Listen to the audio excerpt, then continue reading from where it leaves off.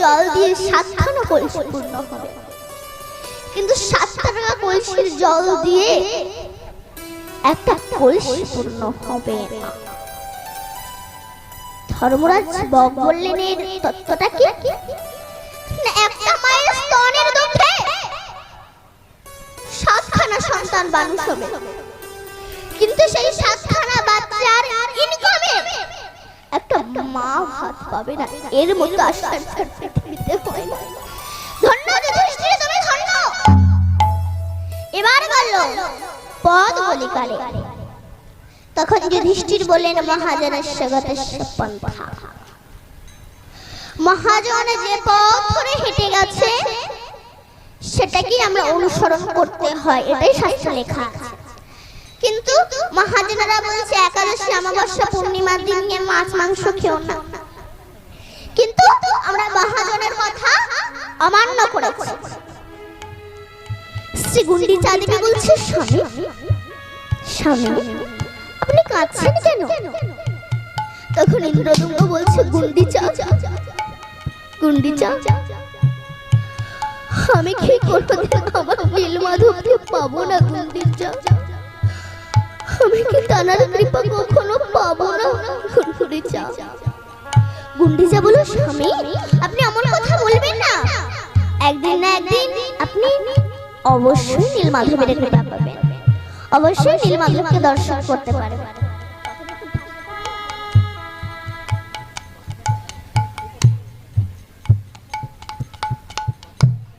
আপনি একদিন না একদিন অবশ্যই নীলমাধবের কৃপা পাবেন।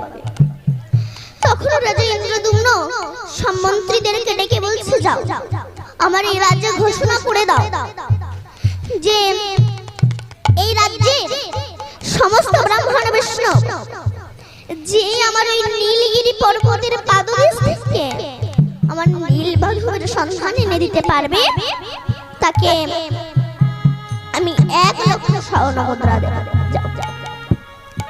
যখনই বললেন না মা, তখন সবাই ছুটে এসেছেন, সমস্ত ব্রাহ্মণ বৈষ্ণব। এ বলে মহারাজ আমি যাব, ও বলে মহারাজ আমি যাব, সে বলে মহারাজ আমি যাব। মন্ত্রী বলছে, মহারাজ আপনি কতজনকে স্বর্ণ মুদ্রা দেবেন?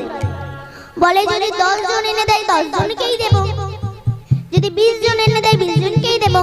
যাও। তখন সমস্ত ব্রাহ্মণ বৈষ্ণব আজ ছুটে চলেছে নীলমাধবের সন্ধান আনতে। কিন্তু মা, নীলমাধবকে এরা খুঁজতে যাচ্ছে বটে, কিন্তু কিসের জন্য যাচ্ছে? না স্বর্ণ মুদ্রার লোভে যাচ্ছে। দেখুন এই কাম, পঞ্চ পাণ্ডব দ্রৌপদী স্বর্গে যাচ্ছে। দেখুন আমরা কিন্তু কেউ আমরা এতটাও তোমরা সঞ্চয় করিনি, কেউ না, আমরা কেউই পারবো না যে সশরীরে এই মানব শরীর নিয়ে হেঁটে হেঁটে স্বর্গে যেতে পারবো না। আমরা পুণ্য কর্ম করলে আমাদের আত্মাটা স্বর্গে যাবে, কিন্তু পঞ্চ পাণ্ডব এতটাই ধার্মিক ব্যক্তি ছিলেন যে তারা সশরীরে হেঁটে হেঁটে তারা স্বর্গে যাচ্ছে। তারা স্বর্গে যেতে পারবে কি না পারবে শুনলে আপনারা বুঝতে পারবেন। প্রথমে যুধিষ্ঠির আছে, তারপরে আছে ভীম, তারপরে আছে অর্জুন, তারপরে আছে নকুল, তারপর সহদেব, তারপর দ্রৌপদী যাচ্ছেন। তা যুধিষ্ঠির বলে দিয়েছে, দেখো আমরা তো স্বর্গে যাচ্ছি, তার পেছনের দিকে কেউ তাকাবে না, কারণ পেছনে মায়া আছে। মায়া তোমাকে ভজনের পথে একটু আগাতে দেবে না, মায়া তোমাকে টেনে ধরে রাখবে, তোমাকে ভজনের পথে আগাতে দেবে না।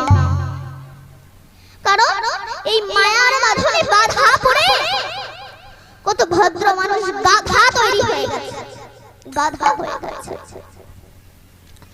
কারণ তার প্রমাণ না, একদিন ভগবান নারদকে বলেছিল যে নারদ জানো তো মায়া এমনই একটা জিনিস, মায়ার বাঁধনে বাধা পড়ে কত মানুষ গাধা হয়ে গেছে।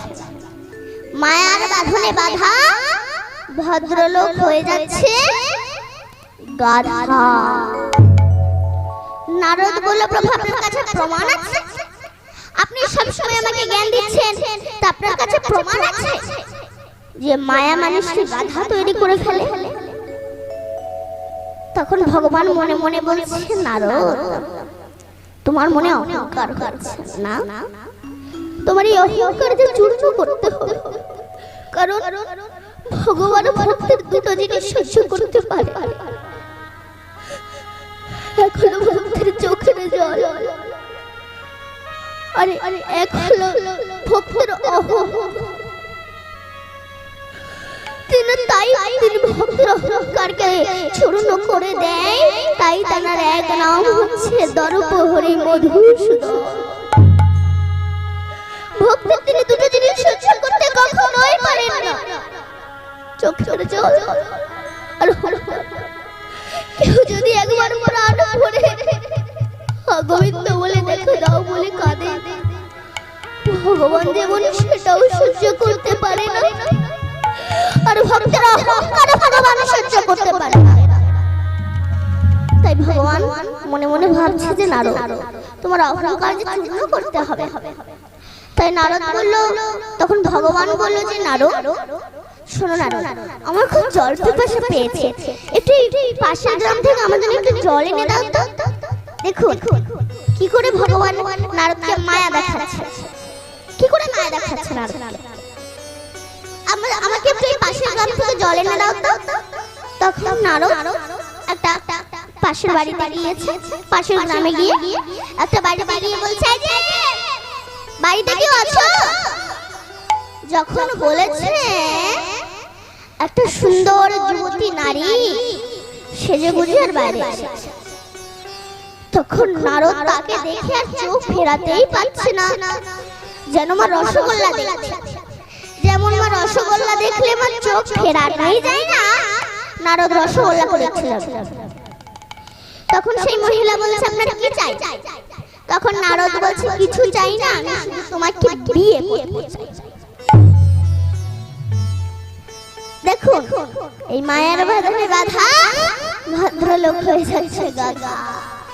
আমি কিছু চাই না, শুধু তোমাকে বিবাহ করতে চাই। তখন সেই যুবতী নারী রাজি হয়ে গেলেন। তো এখন বিবাহ হয়েছে, দুটো সন্তান হয়েছে, রেশন কার্ড করেছে, আধার কার্ড করেছে, রেশনের চালও তুলছে, ভালোই সংসার করছে। এইবার ভগবান ভাবলো এবারে যে নারদকে ফিরিয়ে আনতে হবে।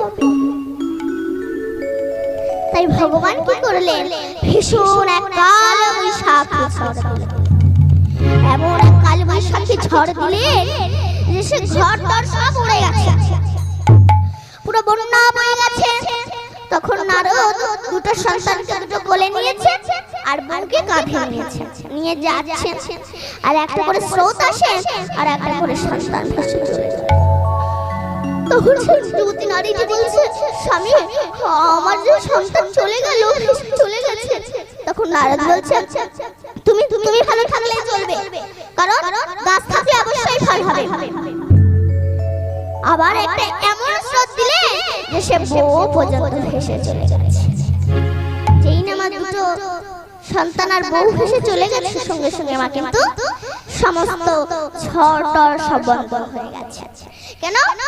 ভগবান যে নারদকে মায়া দেখাচ্ছিল। এবার যেই নারদ উঠেছে তখন দেখছে কৃষ্ণ দাঁড়িয়ে আছে। কৃষ্ণ বলল, নারদ আমার জল। ও তাহলে এটা তোমার কল, ওই জন্য আমি হয়ে যাচ্ছি দুর্বল। দেখুন মা, এই মায়া কিন্তু মানুষকে এগিয়ে যেতে দেবে না। অনেকে বলে একাদশী করার অনেক ইচ্ছা আছে, কিন্তু আমি করতে চাই না, আমি একা কি করে করতে পারি।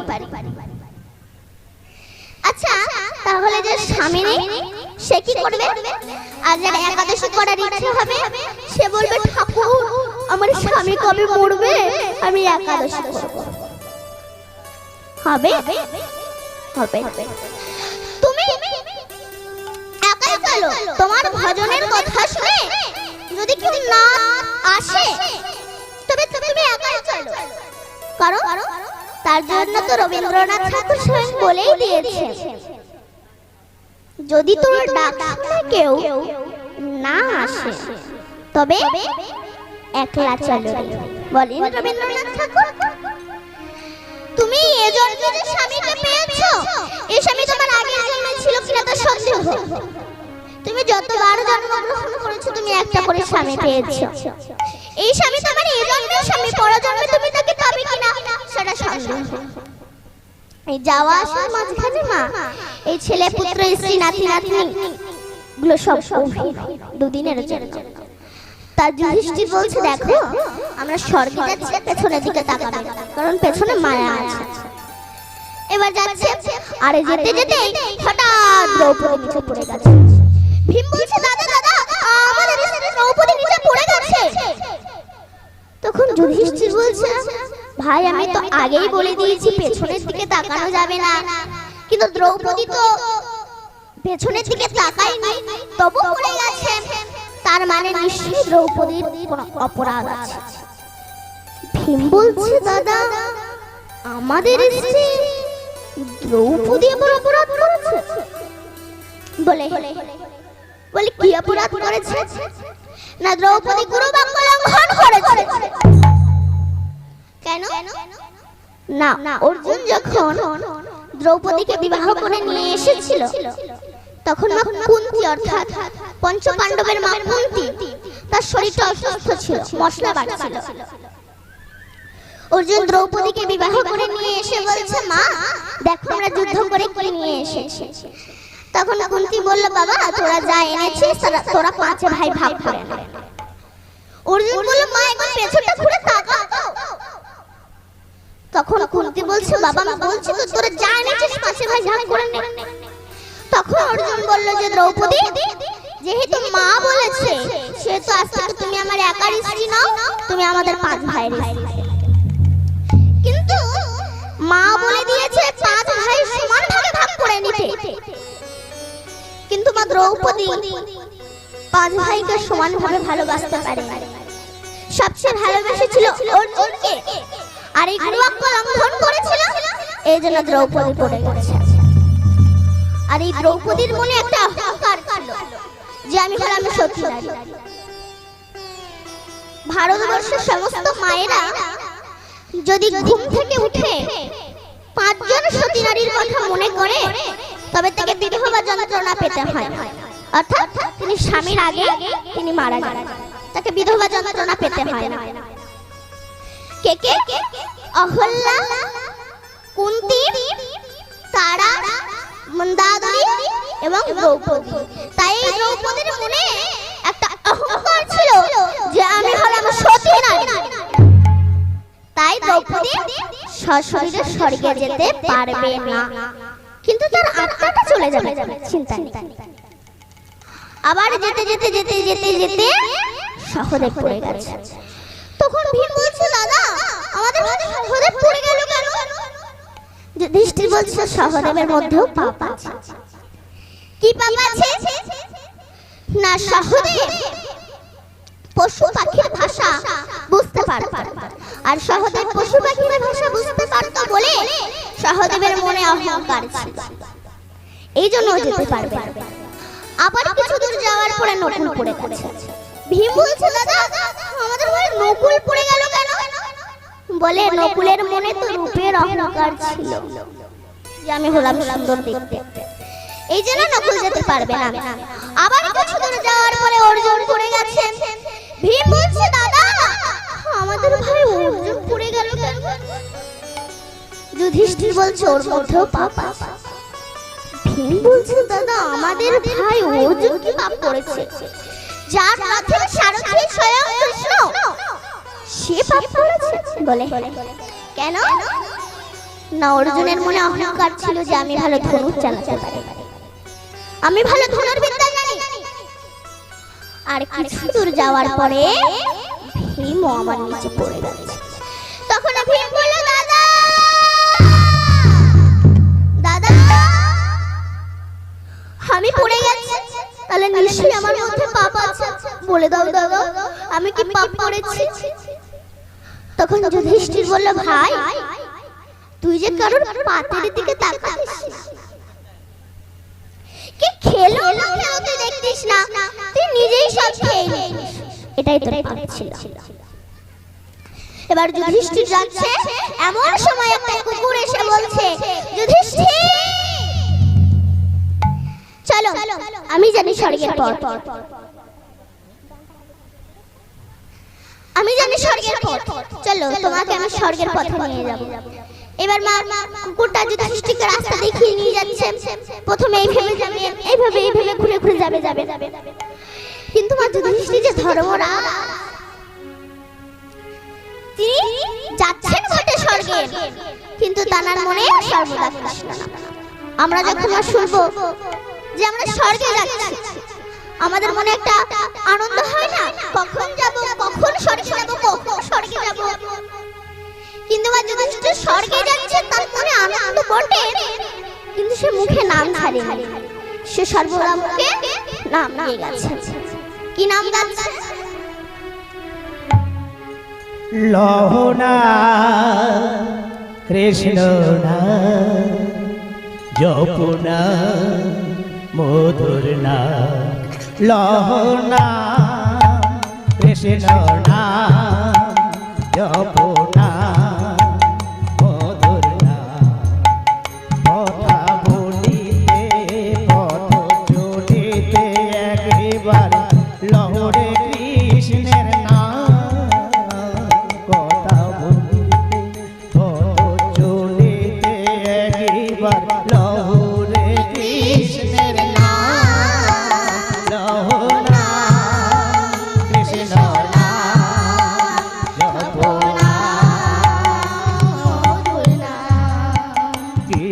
শয়নে কেবা স্বপনে একবার নাম লহনা, লহনা কৃষ্ণ নাম জপনা মধুর নাম, লহনা জপনা মধুর নাম কৃষ্ণ নাম। ওরে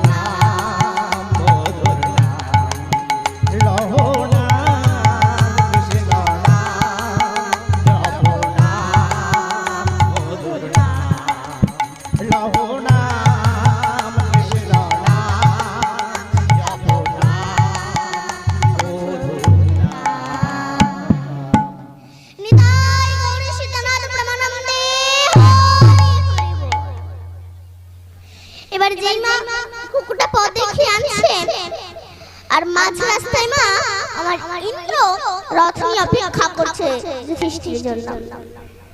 কুকুরটা এনেছে ইন্দ্রের কাছে। তখন ভগবান, তখন যুধিষ্ঠির বলছে, আপনি কি দেবরাজ ইন্দ্র? বললেন হ্যাঁ। তাহলে আপনি আমার হাতটা দিন, আগে রথে উঠে আসুন। তখন যুধিষ্ঠির বললেন, তাহলে আপনি আগে একটা কাজ করুন, এই কুকুরটাকে আগে রথ তুলে নিন, তারপরে আমি আসছি। তখন ইন্দ্র বলল, অসম্ভব, এই অসম্ভব, এটা কুকুর যাবে স্বর্গে, কুকুরের স্বর্গে যাওয়ার অধিকার নেই। তখন যুধিষ্ঠির বলল যে তাহলে মাফ করবেন, আমারও স্বর্গে যাওয়ার কোনো অধিকার নেই। আরে বাবা, সামান্য একটা কুকুরের জন্য তুমি স্বর্গে যাবে না? স্বর্গে কে না যেতে চায়? বিশ্লেষণ করুন কথাটা। স্বর্গে, স্বর্গে, স্বর্গে কেউ ক্যান্সারে যাচ্ছে, কেউ করোনায় যাচ্ছে, কেউ ওমিক্রনে যাচ্ছে, সরোগে। তখন যুধিষ্ঠির বললেন যে আপনার কাছে এই কুকুরটা তুচ্ছ হতে পারে, কিন্তু যে কুকুরটা আমাকে পথ দেখিয়ে এনেছে সেই কুকুরকে যদি আমি এই চারিদিকে বরফ, এখানে কোনো খাবার নেই, এখানে যদি আমি ছেড়ে দিয়ে যাই তাহলে আমি জানবো যে কুকুরকে আমি মৃত্যুর পথে ঠেলে দিলাম। এ আমার দ্বারা অসম্ভব। আর যখনই না বলেছে তখন সেই কুকুরটা নিজ মূর্তি ধারণ করেছেন, তিনি হচ্ছেন ধর্মরাজ। নিজ মূর্তি ধারণ করে বলছে ধন্য ধন্য ধন্য ধন্য যুধিষ্ঠির, তুমি ধন্য, তুমি ধর্মরাজ যুধিষ্ঠির, তুমি ধন্য। কারণ আমি তো কুকুর সেজে তোমায় পরীক্ষা করছিলাম তোমার ভিতর কতটা ধর্মবোধ আছে, এটাই তো আমি তোমার কাছে পরীক্ষা করছিলাম। আমি ধর্মরাজ আর তুমি আমার পুত্র ধর্মরাজ। বলুন যুধিষ্ঠির, আমি ধর্মরাজ, তুমি আমার পুত্র ধর্মরাজ যুধিষ্ঠির। আমি তো তোমাকে পরীক্ষা করছিলাম। তাহলে দেখুন এই যুধিষ্ঠির মহারাজের ধর্মমুদ্রা ছিল বলেই তিনি স্বর্গে যেতে পেরেছিলেন। এনার ধর্মমুদ্রা ছিল বলেই তো তিনি স্বর্গে যেতে পেরেছিলেন।